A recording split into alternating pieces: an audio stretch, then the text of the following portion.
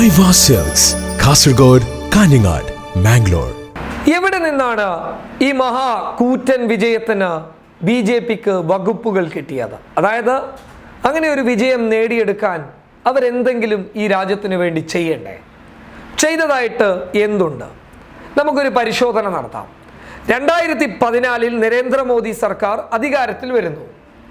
2019 May മാസം വരെ എന്താണ് ഈ രാജ്യത്തിന് വേണ്ടി നരേന്ദ്രമോദിയും കൂട്ടരും ചെയ്തിട്ടുള്ളത്?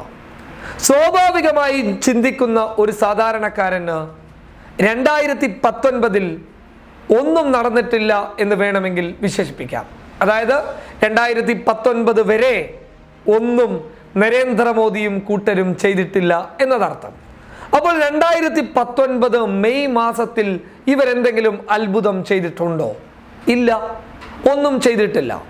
രാജ്യത്തെ കർഷകരുടെ പ്രശ്നങ്ങൾ, സാമ്പത്തികപരമായി രാജ്യത്തെ തകർത്ത നോട്ട് നിരോധനം, രാജ്യത്തെ കർഷകർ പാർലമെന്റിന് മുൻപിൽ നഗ്നരായി നിന്ന് അവരുടെ അവകാശങ്ങൾക്ക് വേണ്ടി പോരാടുന്ന ഒരു കാഴ്ച, കർഷകർ വലിയ രീതിയിൽ കേന്ദ്ര സർക്കാരിനെതിരെ പ്രതിഷേധവുമായി രംഗത്ത് വരുന്നു.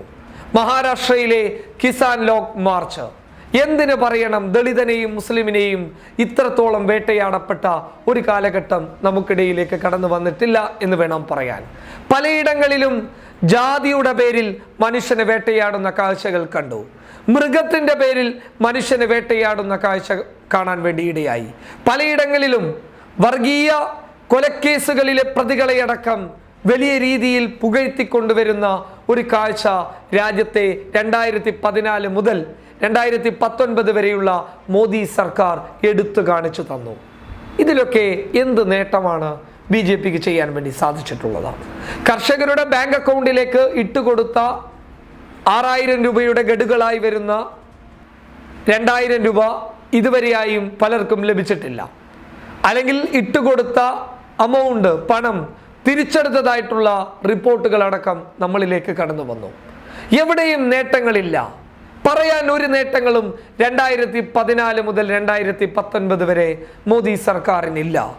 മോദിയുടെ വിദേശയാത്രകൾ മാത്രമായി ആ കാലയളവ് ചുരുങ്ങിപ്പോയിരുന്നു. എന്താണ്, എവിടെ നിന്നാണ് മോദി സർക്കാരിന് നേട്ടമുണ്ടായിട്ടുള്ളത്?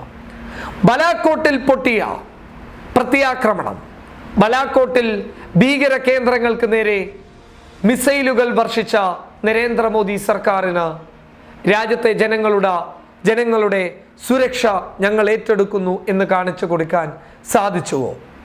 അല്ലെങ്കിൽ പുൽവാമയിലെ ഭീകരാക്രമണം നരേന്ദ്രമോദിക്ക് വോട്ടാക്കി മാറ്റാൻ സാധിച്ചുവോ?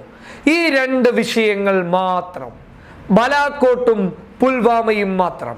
ഈ ബലാക്കോട്ടിലും പുൽവാമയിലും BJPക്കെതിരെ, NDAക്കെതിരെ നിരവധി ആരോപണങ്ങൾ രാജ്യത്ത് കടന്നു വന്നിട്ടുണ്ട്. എന്നിട്ട് പോലും വിജയിക്കാൻ സാധ്യതകളേറിയത് ഈ രണ്ട് വിഷയങ്ങളിൽ മാത്രം.